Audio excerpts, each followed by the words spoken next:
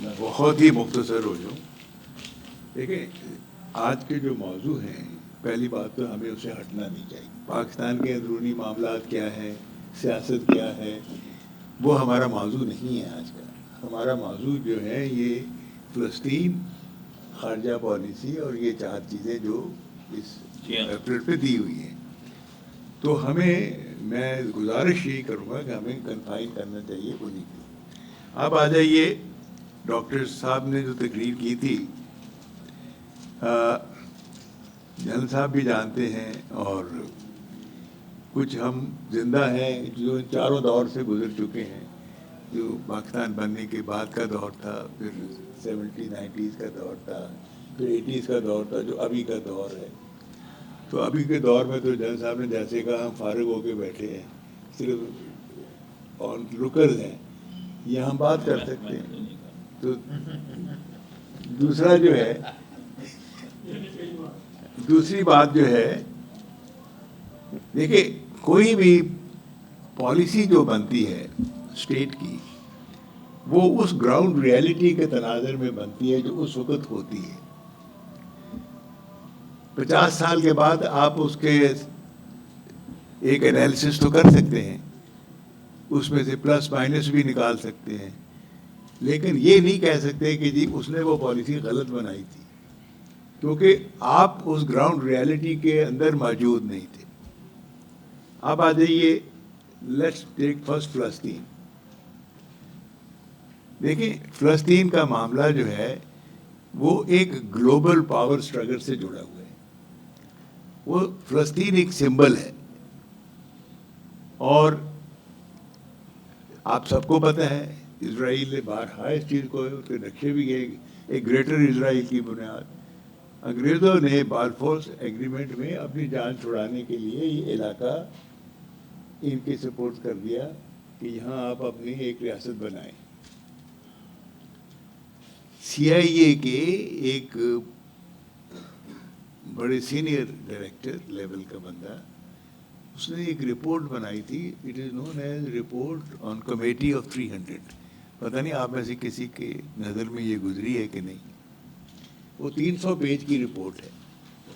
اس میں وہ بتاتا ہے کہ بگ پاور کس طریقے سے مینیپولیٹ کرتی ہیں.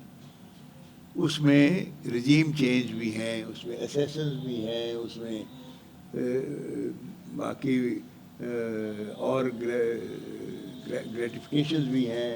میں وہ حربہ استعمال کرتی ہیں. دیکھیں ڈاکٹر صاحب نے جو کہا ہے کہ انگریز چھوڑ کے چلا گیا، کوئٹ اینڈ ڈیوائڈ کا جو پالیسی تھی وہ تو چھوڑ کے چلا گیا. ہم 75 سال میں کیا کر رہے ہیں؟ ہم نے کیا اپنے آپ کو ٹھیک کیا ہے؟ کیا انڈینز نے اپنے آپ کو ٹھیک کیا؟ انڈین نے کیا کیا ہے؟ انہوں نے ہندوتا کو ایک پرنسپل بنا لیا ہے جو کہ ان کی کانسیپٹ آف دھرما کو پروموٹ کرتا ہے. دھرما از ایک تخیلی تصور ہے ایک اس حکومت کا، ایک ریاست کا جو ہندوؤں کی تھی، جو گراؤنڈ پہ تو نہیں تھی لیکن ان کے تخیل میں ہے کہ یہ ہونی چاہیے. تو اس کے حساب سے جو بہت اچھا ایک کتاب ہے ہندو نیشنلزم کے اوپر کہ RSS is a root to Hindu nationalism. تو انہوں نے 15 16 20 سال میں جب سے ان کی حکومت آئی ہے، یا اس سے جو 30 40 سال میں انہوں نے جو آرگنائز کیا ہے کہ پوری نیشن کو انہوں نے کیا کہ کنورٹ کر دو ایک آئیڈیا میں جو کہ ہندوازم کا آئیڈیا ہے. ہم نے کیا کیا پاکستان میں؟ جیسے کہ ابھی آپ نے صحیح کہا ہماری فالٹ لائنز ہیں. ہم نے کیا ان فالٹ لائنز کو ختم کرنے کے لیے کوئی قدم اٹھائے؟ اور وہ 3 بڑی ہمارے حضور صلی اللہ علیہ وسلم نے گائیڈنگ پرنسپل دیے ہوئے ہیں کہ ٹالرنس.